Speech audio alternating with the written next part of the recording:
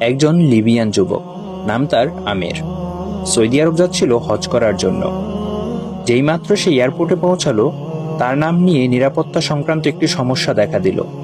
নিরাপত্তা বাহিনীর লোকেরা তাকে বলল, একটু অপেক্ষা করো, আমরা চেষ্টা করছি সমস্যাটা সমাধান করতে। এই সময়ে অন্য সব হাজিরা তাদের প্রক্রিয়া শেষ করে প্লেনে উঠে পড়ল, আর প্লেনের দরজা বন্ধ হয়ে গেল। কিছুক্ষণ পর সমস্যা ঠিক হয়, কিন্তু পাইলট দরজা খুলতে রাজি হলো না। প্লেন চলতে শুরু করলো এবং আমেরকে ফেলে রেখে উঠে গেল।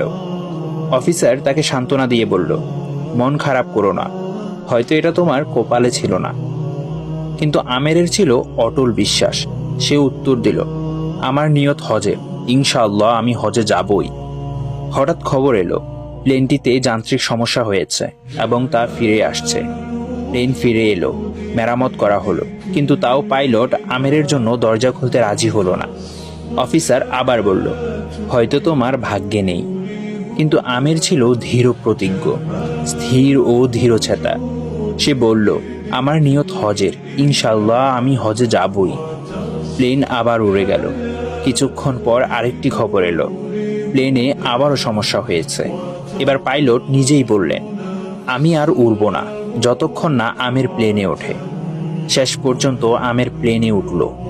সৌদি এয়ারপোর্ট থেকে সে একটি ভিডিও করল। তার আনন্দ ছিল বর্ণনার বাইরে। আল কাহ্হার, এটি আল্লাহর সুন্দর নামসমূহের একটি। এর অর্থ, তিনি কারণগুলোকেও পরাস্ত করেন, আপনার জন্য সব নিয়ম ভেঙে দিতে পারেন, কেবল আপনাকে সন্তুষ্ট করার জন্য।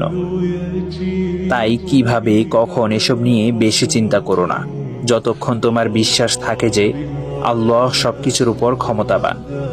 বিশ্বাস করো, তিনি পরিস্থিতি উল্টে দেবেন, তোমার পথ সহজ করে দেবেন, এমনকি অসম্ভবকেও বাস্তবে রূপ দেবেন। শর্ত একটাই, নিয়ত হোক পবিত্র আর ঈমান হোক অটল।